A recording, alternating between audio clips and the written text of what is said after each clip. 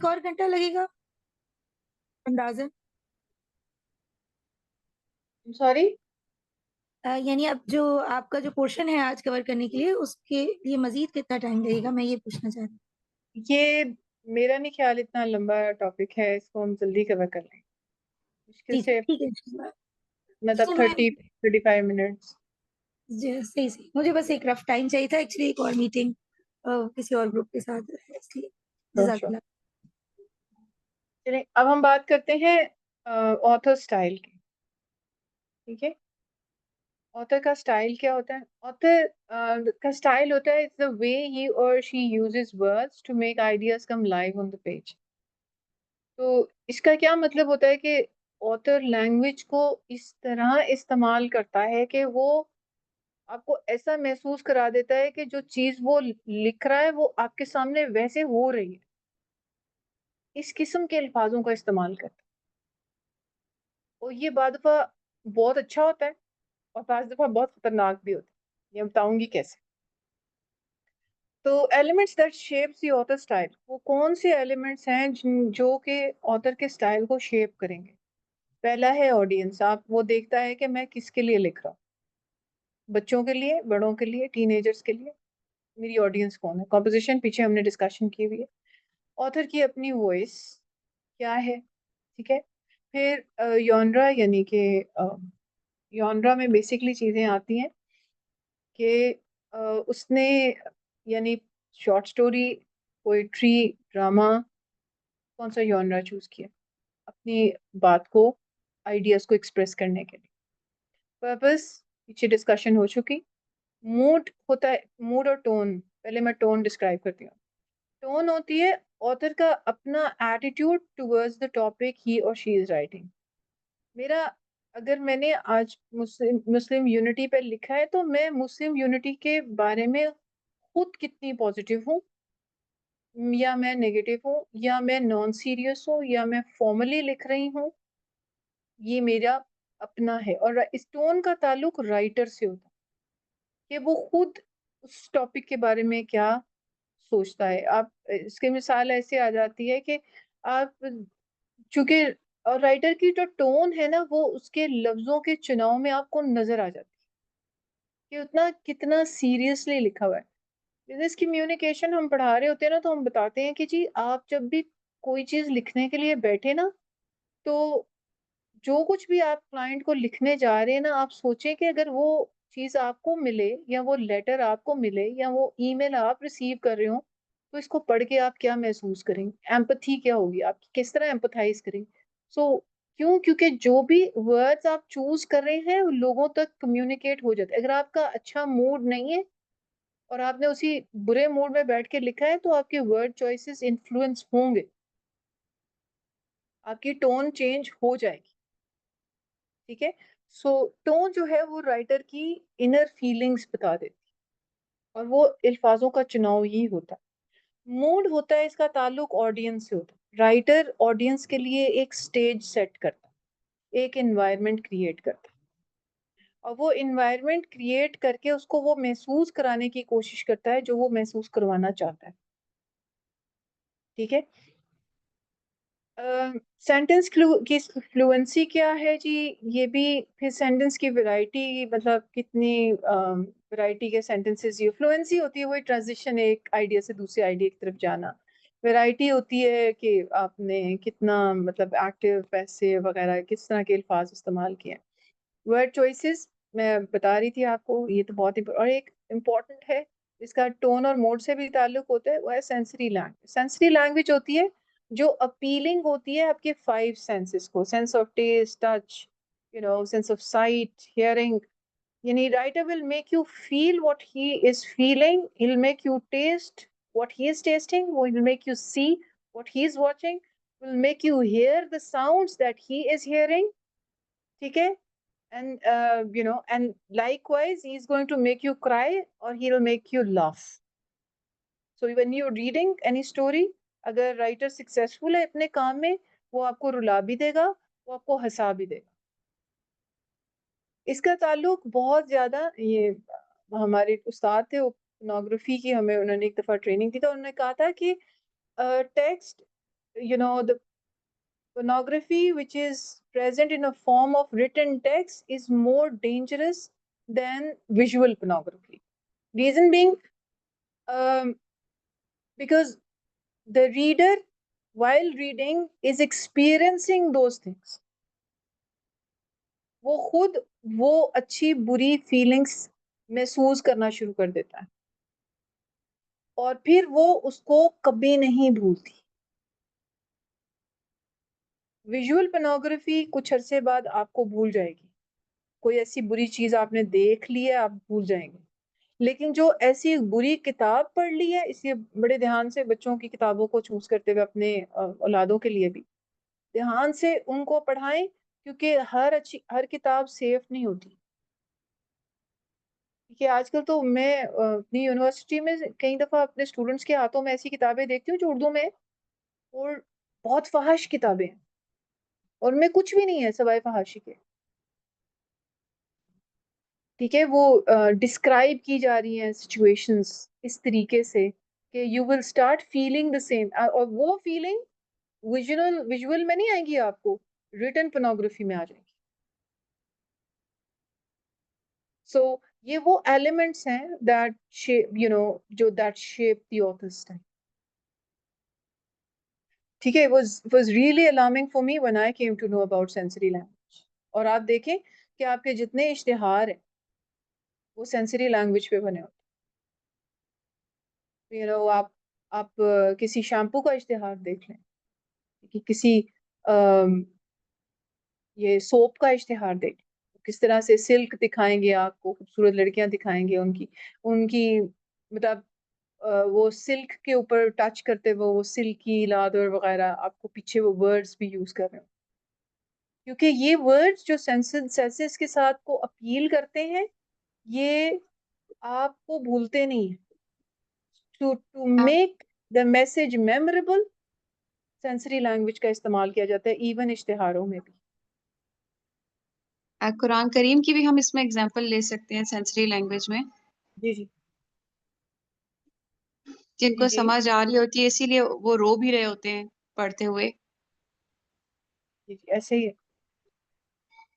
चाहिए तो जो सेंसरी लैंग्वेज है, ये मैसेज को मेमोरेबल रखती है। मतलब ये आपको भूलती नहीं, क्योंकि आपके सेंसेस ने वो महसूस कर ली होती। ठीक है? सो ये बहुत ज़्यादा बिज़नेस में यूज़ होते हैं, ये चीज़ें। बहुत ज़्यादा चीज़ों को मार्केट करते हुए ऐसे अल्फ़ाज़ इस्तेमाल किए जाते हैं। ठीक है? किधर गया? Okay, so most commonly used writing styles वो एक्सपोजिटरी है, डिस्क्रिप्टिव है, नैरेटिव है, पर्सुएसिव है। ये स्टाइल है राइटर। इसकी एक-एक डिटेल हम देखते जाते हैं कि है क्या। एक्सपोजिटरी राइटिंग में पर्पस राइटर का होता है to explain, inform and teach. ये फैक्चुअल एविडेंसेस दे रही होती है, इसके अंदर लॉजिकल स्ट्रक्चर नज़र आएगा आपको। ये एविडेंस देगा, ये एग्ज़ाम्पल देगा, फैक्ट्स के ऊपर बात करेगा, अपने ओपिनियन को माइनस कर देगा। कोई ओपिनियन ओरिएंटेड राइटिंग नहीं होती एक्सपोजिटरी राइटिंग। ठीक है? अपने ओपिनियन, अपनी सजेशंस को अपने तक रखो। और इसीलिए इतनी आपकी ये जो एक्सपोजिटरी राइटिंग जो है ना, ये किसी हद तक बिज़नेस में भी आती है, क्योंकि बिज़नेस के अंदर भी हम अपने ओपिनियन सिर्फ़ उस वक़्त देते हैं जब हमसे माँगे जाते हैं। Report writing, those of you जो कॉर्पोरेट कल्चर में काम कर चुके हैं, आपको पता है जब आप हमें किसी चीज़ की भी बिज़नेस रिपोर्ट बनानी होती है, तो हमें कहा जाता है कि आप बिज़नेस रिपोर्ट बनाएँ। वो सारी ऑब्जेक्टिवली बनाई जाती है, वर्ड ऑब्जेक्टिव बोल रही हूँ, ऑब्जेक्टिवली यानी फैक्ट्स के ऊपर बेस करके। बिज़नेस के अंदर there is no room for imagination. ठीक है? I think, I suppose, I am not sure but ठीक है? इस तरह के अल्फ़ाज़ बिज़नेस में यूज़ करना गुनाह कंसिडर होते हैं। You should be 100% sure what you are saying. अगर आपके पास ₹100 आए तो आप ₹100 का बिज़नेस करेंगे? आप लाखों की बात नहीं करेंगे चिक चिली बन के। तो इस हद तक ऑब्जेक्टिविटी होती है। सब्जेक्टिविटी का कोई रूम नहीं होता। ठीक है? सो एक्सपोज़िटरी राइटिंग में भी आप चीज़ों को एक्सप्लेन कर देते हैं। बिज़नेस में भी जब हम रिपोर्ट लिखते हैं तो हम जो जिस तरह से फैक्ट्स होते हैं उनको एज़ इट इज़ बता देते हैं। अगर हमारे बॉस ने हमें कहा है कि आप सजेस्ट भी करें एंड पे, तो हम रिकमेंडेशंस के अंदर अपना ओपिनियन बयान वरना नहीं। ठीक है, इन्फॉर्म और टीच किया जाता है। सो ये लॉजिकल और टेक्स्ट बुक्स आपके रिसर्च पेपर इस तरीके से लिखे जाते हैं, गाइड्स, न्यूज़ आर्टिकल्स वगैरह भी एक्सपोजिटरी फैक्ट्स के साथ भरे हुए होंगे, आपको नजर आएंगे। ठीक है, डिस्क्रिप्टिव राइटिंग एक विविड पिक्चर रीडर के माइंड में बनाता जाता है। ये आप डिटेल्स देखते हैं, उसमें इमोशंस भी होते हैं, उसमें एक कमरे की मैं आपको डिस्क्रिप्शन बता रही थी कि स्पेस ऑर्डर आपने बताया है कौन सी चीज़ किधर पड़ी है, फिर उसके बाद आपने एम्बियंस का जिक्र करना होता है कि ये कमरा डेकोरेट कैसा हुआ है। फिर उसके बाद आप ये बताते हैं कि कितना वेल लिटेड रूम है। जैसे आप जेल के कमरे को डिस्क्राइब करेंगे तो वो कहेंगे very gloomy and dark and wet, और ये फिर आप एनवायरनमेंट को डिस्कस करते हुए जाते हैं। सही है? तो यहाँ पे ऑडियंस को reader looking for details, emotions and atmosphere features, इसके अंदर सेंसरी डिटेल होती है काफी ज्यादा, और फिगरेटिव लैंग्वेज भी यूज की जा रही होती है, जिस तरह सिमिली है, मेटाफर है, पर्सोनिफिकेशन है डिस्क्रिप्टिव राइटिंग के अंदर, जिससे पोएट्री है, diaries, travel writing, character sketches, ये वाली डिस्क्रिप्टिव राइटिंग के अंदर आ जाते हैं। लेकिन डिस्क्रिप्टिव राइटिंग आपको हर जगह नजर आएगी। आप इन्फॉर्म कर रहे हैं तब भी आप डिस्क्राइब कर रहे हैं, पर्सुएड कर रहे हैं तब भी डिस्क्रिप्शन दे रहे हैं, ये आपको हर जगह ओवरलैप इसका नजर आएगा। ठीक है, narrative writing is is story telling. एक कहानी बनाई जाती है और उसको एंटरटेनमेंट पर्पस के लिए आमतौर पे रखा जाता है, लेकिन बीच में हिडन एजेंडाज भी होते हैं। उस कहानी के अंदर कैरेक्टर्स क्या कर रहे हैं, उनके कुछ अपने एजेंडाज हैं। जैसे आप मूवीज देखते हैं, उसके अंदर अजीब किस्म के मैसेजेस परसुएड किया जा रहा है लोगों को, उसके लिए नॉर्मलाइज करने की कोशिश की जा रही है कि हमारे यहाँ जिस तरह आप देख रहे हैं बहुत सारे ड्रामे हैं जिसके अंदर एक्स्ट्रा मैरिटल अफेयर हैं, वो बहुत ज़्यादा डिस्कस हो रहे हैं। ठीक है, तो नॉर्मलाइज करने की कोशिश की जाती है। एंटरटेनमेंट मेन उसका पाए का एक पर्पस है कि जी नैरेटिव राइटिंग एंटरटेनमेंट के लिए होती है, लेकिन उसके अंदर प्राइमरी तो वही मकसद था, लेकिन सेकेंडरी बहुत सारे और भी हो सकते हैं। और आप अपने जैसे बुक्स वगैरह में भी जो बायोग्राफीज लिखते हैं, ऑटोबायोग्राफीज जो होती हैं, वो भी उसी के अंदर आ जाते हैं। तो reader who want to follow events and characters, ये ऑडियंस वो होते हैं। प्लॉट होता है character setting, conflict resolution, often written in chronological order. वो क्रोनोलॉजिकल ऑर्डर में वो टाइम आगे पीछे भी हो रहा होता है। ये नॉवल, शॉर्ट स्टोरीज वगैरह, ये मेमोइर्स जो पढ़ रहे हैं ना, ये असल में ऑटोबायोग्राफीज वगैरह होती है। आर्ग्यूमेंटेटिव राइटिंग पर्सुएसिव में आ जाता है स्टाइल। इसके अंदर to convince the reader to agree with the point of view और टेक एक्शन। सो पर्सुएट करना, अग्री करें पॉइंट ऑफ व्यू से आप, और फिर एक्शन भी ले। Readers who may need reasoning, evidence, emotional appeal to be persuaded. So features है strong arguments होते हैं, facts बताए जा रहे हैं, statistical data quote किया जा रहा है, logical reasoning की जा रही होती है, और emotional appeal भी उसके अंदर यूज की जा रही होती है। ये वो चीजें हैं जो कि उस दिन आमना आपको पढ़ा रही थी, जिसके अंदर हमने ये देखा था कि उन्होंने fallacies और biases आपको पढ़ाए थे, वो बाज़ दफा persuasive राइटिंग के अंदर यूज हो रहे होते हैं, और राइटर अपने पर्पस को अचीव करने के लिए इन फैलेसीज और बाइसेस को यूज करता है। एग्जाम्पल जैसे ओपिनियन एसेस है, एडवर्टीजमेंट्स है, स्पीचेस हैं, and political writing. So author का स्टाइल इंपॉर्टेंट क्यों होता है? क्योंकि ये शोज योर पर्सनालिटी, ऑथर की पर्सनालिटी को बताता है, उसकी वॉइस क्लियर करता है, उसके और कैसे होता है वो, उसके चॉइस ऑफ वर्ड्स हैं, और उसका अपना एटीट्यूड जो कि टोन की फॉर्म में उसका नजर आ जाता है, जो कि फॉर्मल स्टाइल भी होता है, कैजुअल स्टाइल भी होता है। अगर आप खुद एक टॉपिक को इतना इम्पोर्टेंट नहीं समझते, तो आप जितना मर्जी छुपाने की कोशिश करें, आपकी राइटिंग के अंदर वो नजर आ जाता है। अब देखें, बहुत सारे ऐसे बंदे हैं जो कि जूस हैं और वो पैलेस्टाइन के फेवर में पे बात कर रहे हैं, मगर कई दफा उनके वो जो हिडन एजेंडाज है वो बेसिकली दिखाने की ये कोशिश कर रहे होते हैं कि हम उनके खिलाफ बात करें, लेकिन उनके अल्फाजों में कुछ ना कुछ आपको एलिमेंट ऐसे नजर आ जाते हैं उनके वर्ड्स के अंदर, जो कि आप उनके हिडन एजेंडाज रिवील कर दें। ठीक है, affects clarity. A clear, simple style makes ideas easy to understand, and a confusing style can hide the meaning. जी हाँ, सिंपल स्टाइल आपके आइडियाज को रिवील कर देता है, अंडरस्टैंड कर देता है, रीडर के लिए आसान होता है। लेकिन sometimes you actually have no choice but to write in circles, मतलब you have to present your ideas in circles. जैसे हम लैंग्वेज को डिस्क्राइब करते हैं ना, कि लैंग्वेज का यूज होता है to language is use to express your ideas, emotions, believe, desires. लेकिन इसकी उल्ट, इसकी बिल्कुल कॉन्ट्रास्ट डेफिनेशन ये है, it is also use to hide your ideas, emotion, believes and your desires. Not only express but to hide, hide करने के लिए झूठ बोलते हैं लोग। तो लैंग्वेज हर काम के लिए इस्तेमाल हो रही है। अच्छा जी, फिर क्रिएट्स मूड एंड इमोशंस। और मूड का आपको बताया था कि मूड तो वो, यानी, अच्छा, जो लफ्ज आपको राइटर की टोन बता रहे हैं, वही वर्ड्स पांच दफा आपको मूड भी बता रहे होते हैं, कि राइटर रीडर के लिए क्या इन्वायरमेंट क्रिएट कर रहा है, क्या स्टेज सेट कर रहा है। सो आपको सिर्फ एक दूसरे लेंस से उसको देखना होता है। The style sets the feeling, serious, funny, dramatic, persuasive. ठीक है। फिर जैसा ये कहता है, propaganda often uses emotional dramatic style to influence people. True. Matches purpose and audience. तो ऑथर का स्टाइल जो है वो आपके पर्पस के साथ भी लिंक्ड होता है, और आपके किस किस एज ग्रुप के लिए आप लिख रहे हैं उसके साथ भी।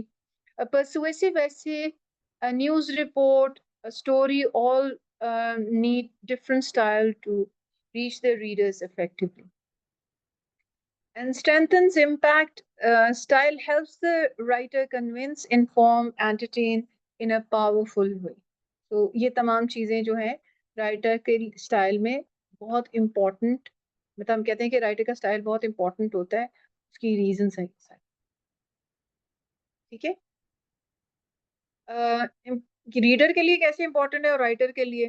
For a reader it will, the writing will be, the writer will be clear, easy to follow, mood understand कर लेगा और इमोशंस भी अंडरस्टैंड कर लेगा रीडर स्टाइल के थ्रू, अगर सही लिखा हुआ है।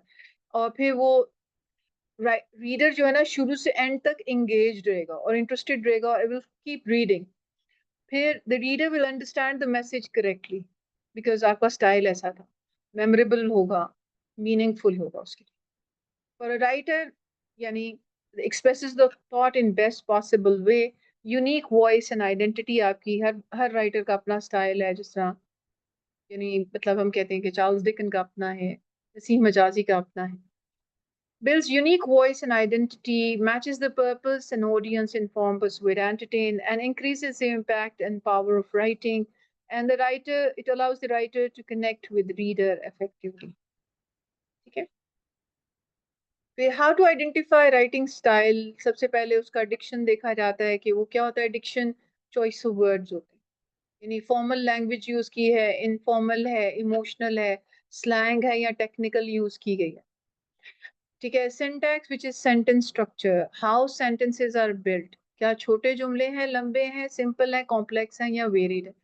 टोन, राइटर का एटीट्यूड टुवर्ड्स द सब्जेक्ट, ठीक है, वो angry, serious, persuasive and humorous हो सकता है। मूड क्या क्रिएट कर रहा है, the feelings that the writer is creating for the reader, sad है, होपफुल है, टेंस है, या जॉयफुल, कैसा मूड उसने क्रिएट कर दिया। Imagery and sensory language, words that appeal the five senses, जैसे aroma of fresh bread filled the warm kitchen. So ये आपको वो खुशबू आ जाएगी, वो ब्रेड की, चपातियां बन रही हैं तो आपको उसकी अरोमा फील होना शुरू हो जाएगा। Figurative language, use of metaphor, simile, personification and symbolism. The classroom was a zoo. Metaphor use किया, ठीक है, यानी उसने सीधा सीधा क्लासरूम को जू कह दिया। Point of view, perspective, first person, second, third, ये हम पीछे डिस्कस कर चुके हैं। I walked home versus she walked home, ठीक है। Voice, unique personality of the author, वो सार्केस्टिक ब्लॉकर भी हो सकता है, वो फॉर्मल रिसर्चर भी हो सकता है। ये तो अपनी वॉइस है उसकी, वो जिस तरीके से खुद उस चीज को डिस्कस कर रहा है। And original structure, the way ideas are arranged can be narrative, descriptive, persuasive and expository. कोई भी स्टोरी टेलिंग भी हो सकती है, या स्टेप बाय स्टेप एक्सप्लेनेशन या डिस्क्रिप्शन ऑफ द प्रोसेस भी हो सकता है। ये यानी कि आपको वही वाली चीज पीछे जो मैंने दिखाई थी उसी ऑर्डर में ये चीजें भी आ जाती है। स्टाइल, पैटर्न और स्टाइल के अंदर ये वाले आपके ट्रांजिशनल वर्ड्स एंड फ्रेजेस को इस्तेमाल किया जा सकता है, ये ओवरलैप भी करते हैं। ये प्रैक्टिस वर्कशीट्स हैं, इनको आप जरूर कर लें। मैंने इनसे कहा था कि अब यहाँ पे देखिए कि लिखा हुआ है कि what is the author style here, formal है, सीरियस है, ह्यूमरस है। मैंने आपको ऑथर के स्टाइल की जो है ना लिस्ट दूंगी विद द डेफिनेशंस। आपको पता होना चाहिए कि अगर मैं अभी तो खैर मैंने आपको थोड़े करवाए हैं, लेकिन आपको ना पता होना चाहिए कि सिंपथेटिक स्टाइल क्या हो, सिंपथी जहाँ पे दिखाई जा रही है, ह्यूमर का स्टाइल की क्या डेफिनेशन है, ठीक है, कैजुअल स्टाइल की एग्जांपल्स और इसकी डेफिनेशन क्या है, डिस्क्रिप्टिव स्टाइल आपने चार पढ़े हैं थोड़े से डिटेल में, वरना स्टाइल और टोन, या सॉरी टोन वगैरह, इसके लिए टोन और मूड के लिए अलग अलग वर्ड्स यूज किए जा रहे होते हैं जब राइटर एक्सप्लेन कर रहे होते हैं कि टोन ऐसी है ऐसी है ऐसी राइटर की। ठीक है, ये सारे आगे आंसर्स, ये आपकी वर्कशीट है जिसके अंदर ये आप क्वेश्चंस को अटेम्प्ट करें। एग्जांपल्स भी दी हुई हैं इस सवाल, इस जुमले के अंदर क्या bad passage and how what is wrong with it. Anyone wants to, sorry sir, किसी का ना माइक ऑन है। नाजिया आपका फोन ऑन है। Take away from bad style क्या करता है, वेक वर्ड्स, स्टफ थिंग्स, इस तरह के वर्ड्स इस्तेमाल करने, makes writing unclear. Slang and casual language ये इनअप्रोप्रिएट होती है फॉर्मल टॉपिक्स के लिए। फॉर्मल एंड इनफॉर्मल स्टाइल, सबसे जो इसका मेन डेफिनेशन हम कहते हैं ना कि ये फॉर्मल स्टाइल में लिखी गई है, ये इनफॉर्मल, फिर इसको मजीद आप अंदर जाते हैं कि ये कैजुअल स्टाइल है, ये मतलब इस तरह से। तो run on sentences, disorganise ideas, confuse the reader, repetition weakens the argument और explanation, एक ही बात को बार बार कहना, lack of examples or detail makes it hard to understand the main idea. So if you go through your own write-ups now, you will see अगर बहुत चीजें आपने एक ही बात को किसी और लफ्जों में वही वाली बात कर दी है। सो ये चीजें जो आपके अंदर राइट-अप्स में आती हैं वो आपकी आर्ग्यूमेंट को वीक कर देती हैं, क्योंकि लोग जो है ना वो इरिटेट हो जाते हैं कि पीछे भी इसने ये बात की, अब आगे भी वही बात करते हैं। ठीक है, आगे हम पैराग्राफ राइटिंग इंशाल्लाह नेक्स्ट वीक करेंगे, और इसको कोशिश करेंगे कि अगर अगर हमारा कोई ऐसा प्लान बन सका कि बीच में हम इसको शुरू कर दें एक दफ़ा, मतलब अगली सैटरडे से पहले इसको कवर कर लें, ताकि हम जो है ना और चीज़ों को भी देखें जो कि हमारे राइट अप्स में हमें हेल्प करें। तो विद दैट वी एंड,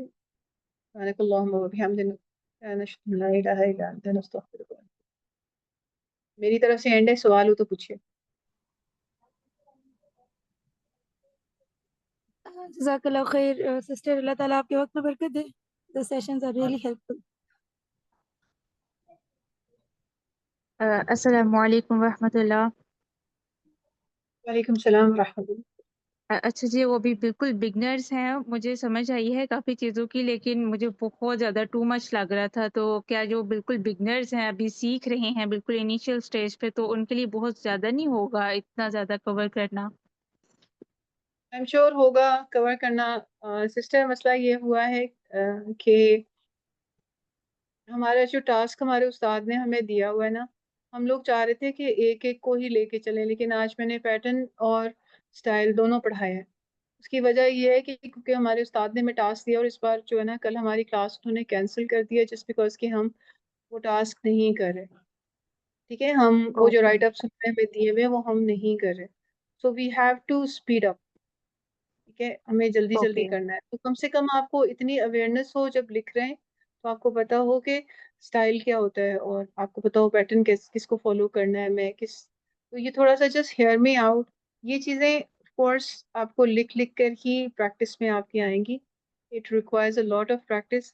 एक दिन में आप ना राइटिंग सीख नहीं लेते, लेकिन मतलब हमें होपफुल रहना चाहिए इंशाल्लाह कि ओके, हम ठीक है। मुझे बस ये हो रहा था कि ये टू मच होता जा रहा है, थोड़ा कम होना चाहिए, लेकिन वो आपने रीज़न बता दिया है, ठीक है।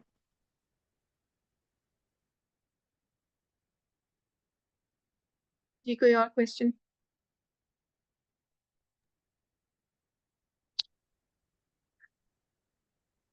या मैं ये भी कहूँगी कि आप में से बहुत सारे लोग हैं वो ग्रुप में भेज रहे हैं, ये डिस्कशन हम कर लेते हैं कि आपको कहाँ से। अहमद आप उस वक्त नहीं थे, इस तरह मेरी आपकी रात को डिस्कशन हो रही थी कि हम एक गूगल ड्राइव बनाते हैं जहाँ पे लोग अपने राइटअप्स रख दें और फिर हम वहाँ से उसको निकाल के उसको एडिट कर लें, क्योंकि पता है मसला होता है कि ये लोग व्हाट्सएप में भेजते हैं और वो स्क्रॉल डाउन करते हुए आगे पीछे हो जाते हैं, वो मुझे पता नहीं चलता कि किसका भी चेक हो गया किसका रह गया। ये जो है ना एक काम करते हैं ना, ये हर जगह शेयर भी कर देते हैं ना वो लिंक, कि वो जो है ना फिर हर कोई सबमिट भी कर सके उसमें।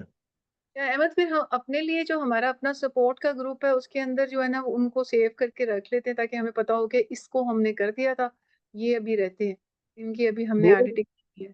अलग अलग फोल्डर्स बना देंगे, मैं आपको बता दूंगा, जो भी आप चेक करती रहेंगी ना आप दूसरे फोल्डर में डालती रहेंगी, सही है ना। और जो दूसरा बंदा भी जब आएगा ना उसको, तो वो डायरेक्ट अपना चेक वाले फोल्डर में चेक करेगा कि मेरा चेक हुआ ही नहीं हुआ, समझ रहे। अब आप ना इसको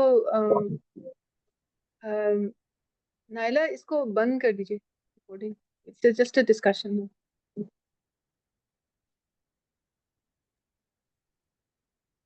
हाँ, नहीं अब आप कर पाएंगे मेरे होस्ट सॉरी चलने ना की। आप जी, सॉरी मैंने कुछ मिस किया है? रिकॉर्डिंग जी बंद आप कर इसको दीजिए। रिकॉर्डिंग बंद कर दें, एक्चुअली मैं डिस्कनेक्ट हो गई थी तो होस्टिंग आपको चलेगी। ओह! अच्छा, अच्छा, ठीक, ठीक है। हाँ।